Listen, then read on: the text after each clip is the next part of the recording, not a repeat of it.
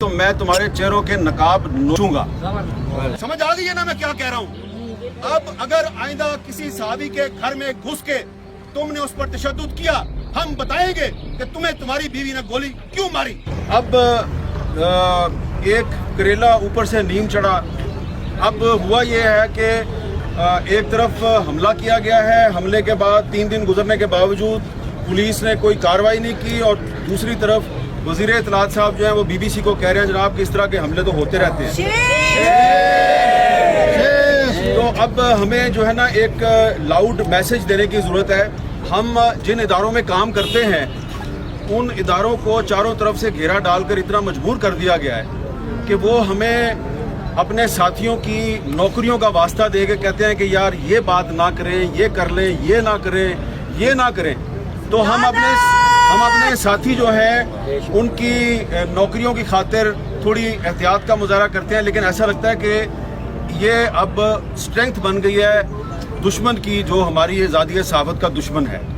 लिहाजा मैं सिर्फ अपनी बात कर रहा हूँ कि मुझे लग रहा है कि ये जो नौकरी है मेरी, ये मेरे पाँव की जंजीर बन रही है और मैं कुछ बातें नहीं कह सकता।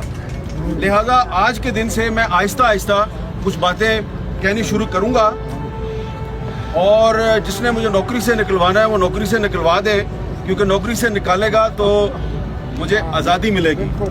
मुझे आज़ादी मिलेगी तो मैं तुम्हारे चेहरों के नकाब नोचूंगा।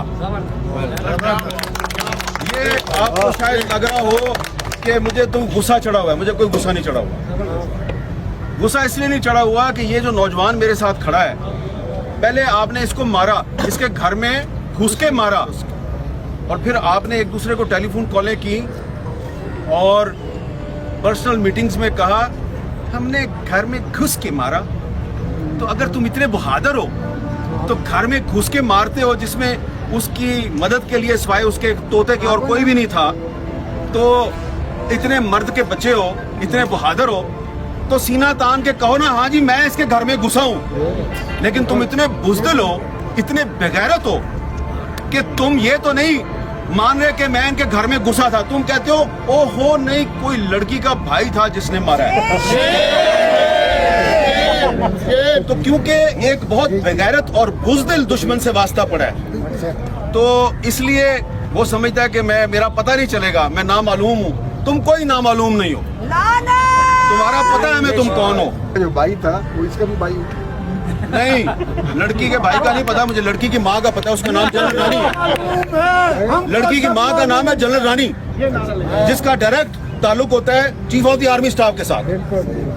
ठीक है, आप तसल्ली होगी आपको जी। तो ये भी एक झलकी आपको बता दिया है कि और भी जनरल रानी है, उनका भी नाम बताएंगे हम। पॉलिटिकल असाइलम तो तुम्हारे बाप परवेज मुशर्रफ ने लिया, जो चूहे की तरह इस मुल्क को छोड़ के भाग गया। इसके बैंक अकाउंट्स चेक करवाओ, असद तूर के बैंक अकाउंट्स चेक करवाओ, और परवेज मुशर्रफ के बैंक अकाउंट्स भी चेक करवाओ। पता चल जाएगा कि गैर मुल्की ताकतों से फंडिंग किसको मिलती है।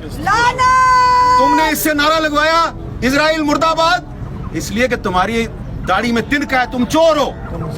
तुम्हें पता है कि तुम हम लोगों के सामने बैठ के इसराइल के साथ सफारती ताल्लुकात की वकालत करते हो। जब तुम लोग पाकिस्तान के मीडिया को इजराइल के हक में एक नैरेटिव बनाने में नाकाम हो जाते हो, तुम देखते हो ये मीडिया तो हर वक्त इजराइल की मुखालफत ही करता रहता है, तुम्हें इस पे बड़ा गुस्सा आता है। तुम फिर कभी मतीउल्लाह जान को उठा लेते हो, कभी अबसार आलम को गोलियां मारते हो, कभी असद तूर को उठा के घर में घुस के मारते हो। फिर तुम्हारा एक और भी प्रॉब्लम है, तुम कहते हो जी हमारे टैंकों को जंग लग गया, हम लड़ नहीं सकते, इंडिया से दोस्ती कर लो।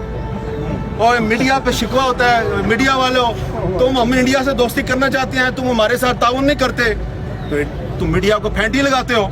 तो मीडिया जो है ये इंडिया के साथ दोस्ती में हमारे नए नैरेटिव जो है उसकी मदद नहीं कर रहा। तो इजराइल के मामले पर और इंडिया के मामले पर ये मीडिया जो है ये उस नैरेटिव पे खड़ा है जो पाकिस्तान के अवाम का नैरेटिव है, जो कायदे आज़म मोहम्मद अली जिन्ना का नैरेटिव है। हम उसी नैरेटिव पे खड़े रहेंगे। तुमने मादरे मिल्लत फातिमा जिन्ना को भी गद्दार कहा, और आज तुम असद तूर को भी गद्दार कह रहे हो, तो लिहाजा ये भी गद्दार है तो मैं भी गद्दार हूँ, यास्मा शराजी भी गद्दार है, फौजिया शाहिद भी गद्दार है, मुनीज़ जहांगीर भी गद्दार है, तायरा अब्दुल्ला भी हम सारे गद्दार हैं, क्योंकि आपके बाप दादा अयूब खान ने फातिमा जना को गद्दार कहा था, तो जो मुनीर जहांगीर ने थोड़ी सी बात किया ना, मैंने उसको जरा थोड़ा आगे बढ़ा दिया है कि अब अगर आप हमारे घर में घुस के मारेंगे ना हमें, तो हम आपके घर में तो नहीं घुस सकते, आपके पास टैंकी और बंदूकें हैं, लेकिन अब हम आपके घर के अंदर की बातें आपको बताएंगे और ये भी बताएंगे कि किसकी बीवी ने किसको क्यों गोली मारी और उसके पीछे कौन जनरल रानी थी। समझ आ गई है ना मैं क्या कह रहा हूँ? अब अगर आइंदा किसी सहाबी के घर में घुस के तुमने उस पर तशद्दुद किया, हम बताएंगे कि तुम्हें तुम्हारी बीवी ने गोली क्यों मारी। बस इतना ही बताना था। Thank you very much.